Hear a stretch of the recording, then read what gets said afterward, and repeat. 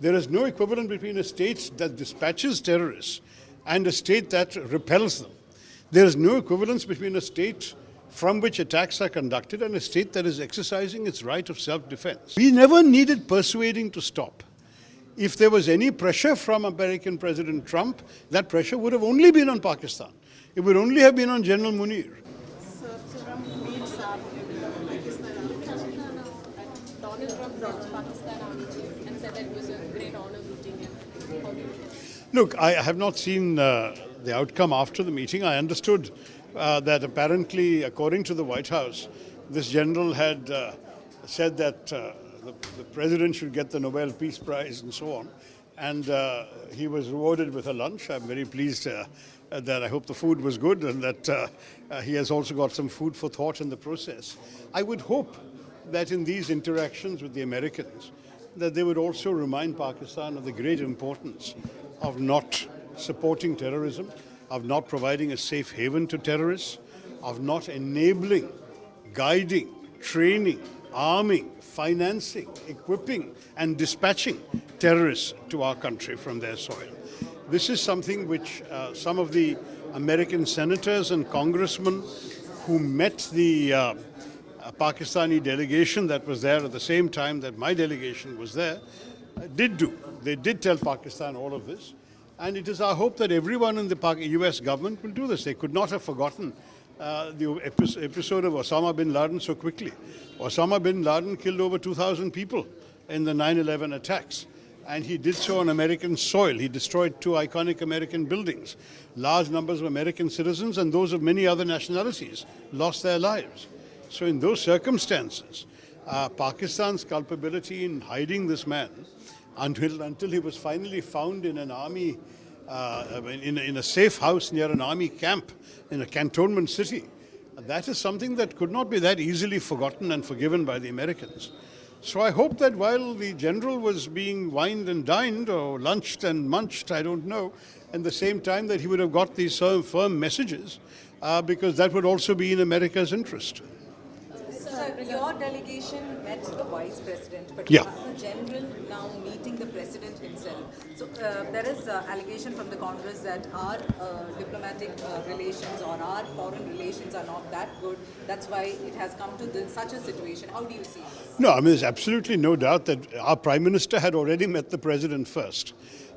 For us, for a parliamentary delegation to be received by the Vice President is itself a significant honor because in some countries, parliamentary delegations only are met by other parliamentarian members or members, in this case, of the US Congress and Senate. We met them also, but we certainly had the privilege of seeing both the Vice President and the Deputy Secretary of State. And in both cases, we gave exactly the message that you have heard the Prime Minister now giving to the President. So not only was this message already received from our delegation, but it was received and accepted without any demur, disagreement or argument by the Vice President and by the Deputy Secretary of State. They fully understood exactly where we were coming from.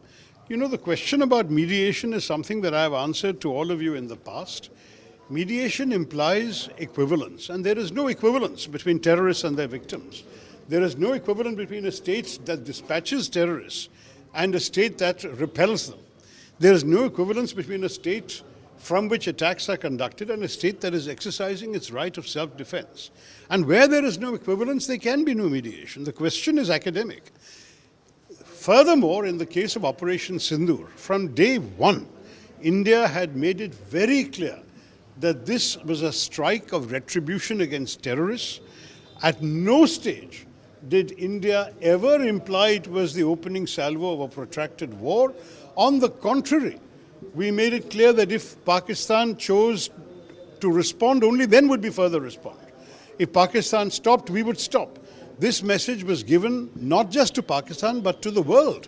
If you watch the daily briefings of the Indian government and the armed forces, during Operation Sindoor, the message was clear. So we never needed persuading to stop. If there was any pressure from American President Trump, that pressure would have only been on Pakistan.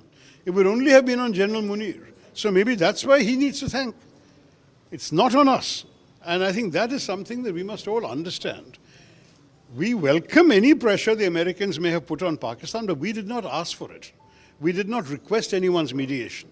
What we have done is we have said our intention is this. Terrorists have attacked our country. We are tired of just only dealing with them on our soil. We are now going to deal with them where they are based, and we are going to hit their bases. If Pakistan wants to rise in defense of terrorists and hit us, we will hit them back. If Pakistan stops, we will stop. Every single day, this was our message. Pakistan offered to stop, we stopped. I don't see any issue there of requiring mediation or requiring pressure on us. And when we explained this in our meetings, it was fully understood. Absolutely fully understood. And I can assure you that what the Prime Minister is now reported to have said is the message that we ourselves had given. I personally spoke to the Vice President in the meeting. We have been very diplomatic and correct in not saying all this publicly, but now today I can reveal it. It is something that we have already conveyed, and there is no doubt at any level of the US administration where India stands on this matter.